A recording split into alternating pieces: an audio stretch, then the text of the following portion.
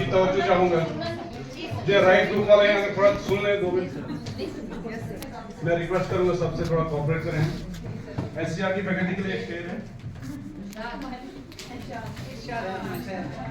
यूं ही न टटोलो, यूं ही न टटोलो हमें लफ्जों में हमारे, यूं ही न टटोलो लफ्जों में हमारे, हम बात नहीं बात के माने में मिलेंगे।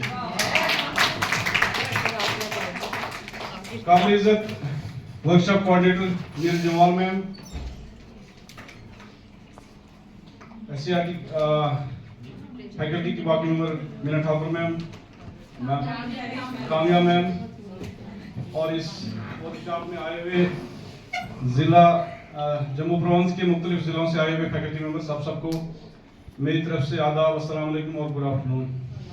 मैं टीम रामबन को रिप्रेजेंट करने आया हूँ यहाँ पे। हमारे साथ टीम मेंबर हैं हारून रशीद कटोच साहब, स्वीति शर्मा मैम, इंदु शर्मा और निशा लता। हमें जो टॉपिक मिला था वर्कशॉप के लिए, preparing for school transition to formal education, preparing children to school और working with teachers and educators. हमने इस पे जो काम किया डोमेन्स के एतबार से, सोशल इमोशनल डिमोशन में हमने दिखाई पिक्चर्स, किस तरह से बच्चे को शेयरिंग का कंसेप्ट हम सिखाएं। मुख्तलिफ एरिया से हम बच्चे को जो आज न्यूक्लियर फैमिली का कंसेप्ट आया है, कहीं भी हमारे बच्चे सोसाइटी से अलग हो रहे हैं, तो किस तरह से हम इन एक्टिविटीज के जरिए से फैमिली का वो कंसेप्ट बच्चों के अंदर डाल सकें। खैर ये हमने स्लाइड शेयर भी की है, वहाँ जो उस पर कमियाँ होंगी एससीआर की फैकल्टी हमें बताती रहेगी। इन कुछ चीज़ें मैं यहाँ अर्ज करना चाहूँगा, क्योंकि हम सरकारी स्कूलों से आए हैं।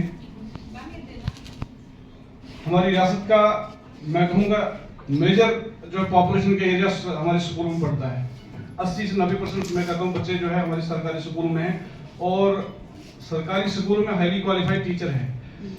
मैं इस चीज़ से आप सबके जहनों में ये चीज़ डालना चाहता हूँ कि ये इतना बड़ा इन्वेस्टमेंट होने के बावजूद भी वो आउटपुट क्यों नहीं मिल पाता है? क्या इसमें हमारा ही कसूर है? दूसरी बात ये कि जो आज पेरेंट के अखबार से जो हैंडबुक बन रही है, एससीआरटी की बहुत सी वर्कशॉप में मैं इससे पहले भी आया हूँ, तो ये एक डोमेन, ये एक एरिया रहता था जो एससीआरटी जम्मू ने इनिशिएटिव लिया। लेकिन मैं समझता हूँ कि हमारे स्कूलों के अंदर जो पेरेंट टीचर मीटिंग होती है उसको कामयाब करने के लिए, क्योंकि 2 साल से फर्स्ट डे जो है मुख्तलिफ टीचर्स ने अपने आइडियाज दिए और कुछ ने ये बताया कि अगर टीचर कंफर्ट जोन से बाहर आए तो हो सकता है। मैं ये कहूँ कि मैं जिस जिला से आया हूँ, मैं बड़ी निदामत के साथ कहता हूँ कि हमारा जिला एजुकेशन टेबल में सबसे नीचे है, बॉटम लाइन पे है डिस्ट्रिक्ट रामबन। उसकी बहुत सी वजूहत, मैं वजूहत डिस्कस नहीं करूंगा।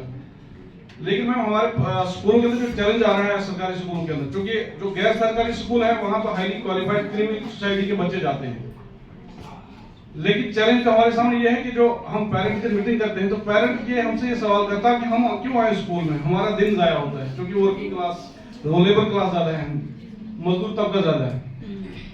मैं एक एग्जांपल कोट करूंगा, कोविड-19 की बात खत्म करूंगा, और सन 2020 के आखिर में जब वैक्सीनेशन आई तो गवर्नमेंट ऑफ हुकूमत हिंद ने यह ऐलान किया कि फ्री वैक्सीन दी जाए। तो फिर जब डिस्ट्रिक्टों में शुरू हुआ तो जो आवाम थी वो कोऑपरेट नहीं कर रही थी वैक्सीनेशन के जरिए, तो हमारे डिस्ट्रिक्ट में एक मीटिंग हुई डिस्ट्रिक्ट डीएम के जरिए से, सारे ऑफिसरान की जो राय ली गई। लास्ट में जो डीएम थे हमारे, उन्होंने कहा नहीं, मैं जो ग्राउंड में काम करता है, जो फील्ड में काम स्टाफ करता है और उसमें एजुकेशन के ज्यादा लोग थे, तो मैं उनसे राय लूंगा, जो राय देंगे उसी में फैसला होगा। तो मैक्सिमम उसमें जो एजुकेशन तबके से तुमने राय दी, हम sir door to door vaccination करने के लिए तैयार हैं। मैं चाहूंगा इस बात को गौर से सुने, क्योंकि इस ईसीसी का डायरेक्ट इससे कनेक्ट है। तो कहा हम डोर टू डोर करने के लिए तैयार हैं, लेकिन हमें 2 चीज की सिक्योरिटी चाहिए। एक तो हमें हमारी जान की सिक्योरिटी चाहिए, दूसरा डीएम के जरिए से एक ऐसा ऐलान हो कि जितने भी सरकारी स्कीमें हैं लोग उनसे तभी फायदा उठा पाएंगे अगर वो वैक्सीनेशन की सर्टिफिकेट लाएंगे। जब ऐसा डीएम ने ऑर्डर किया तो 1 महीने के अंदर 100% वैक्सीनेशन हो गई। आज हमारे पास पेरेंट्स इसलिए स्कूल में नहीं आ रहे हैं कि हमारा दिन जाया हो रहा है। हालांकि दूसरी तरफ से क्योंकि यहाँ हाईली एजुकेटेड तबका बैठा है, थिंक टैंक बैठा है, जिसके बैठने से मंथन करने से एक पॉलिसी बनेगी और सोसाइटी में आएगी, वही इंप्लीमेंट। हम इसको लाइटली ना लें, ये बहुत बड़ा काम कर रहे हैं, क्योंकि यही पॉलिसी बनती है। एससीआरटी हाईएस्ट इंस्टीट्यूट है स्टेट का, और इसको हम हंसी मजाक तो ठीक है वो पार्ट एंड पार्सल लाए, लेकिन एक ऐसा डॉक्यूमेंट बनेगा हमारी सजेशन पे वो इम्प्लीमेंटेशन होगी। अगर 100% नहीं, 50% नहीं, 40% तो होगी इम्प्लीमेंटेशन हम जो हम सजेशन देंगे। मैं कहता हूँ कि इस बात को सोचना जरूरी है। अगर पिछले 2-3 साल से 1-2 स्कूलों को छोड़ के 1%, 10% को छोड़ के बाकी 90% स्कूलों से आप एग्री करते हैं, पेरेंट टीचर मीटिंग हमारी फोटोग्राफ के अलावा कुछ नहीं होती। मैं बड़ी जिम्मेदारी के साथ कह रहा हूँ, क्योंकि हमारी तरफ से टीचर्स की तरफ से हर बार कहा जा रहा है, कुछ टीचर क्योंकि यहाँ पे आके तारीफ करवाना वो मकसद नहीं है। कब तक हम अपने आप को धोखा देते रहेंगे। हमारे साथ मैं एक पॉलिसी डॉक्यूमेंट पढ़ रहा था, चाइना के हमारे मुल्क से कम स्कूल है, पॉपुलेशन ज्यादा है, लेकिन टेक्निकल क्लास सबसे ज्यादा वर्ल्ड में उनका जो है वह प्रोड्यूस होता है।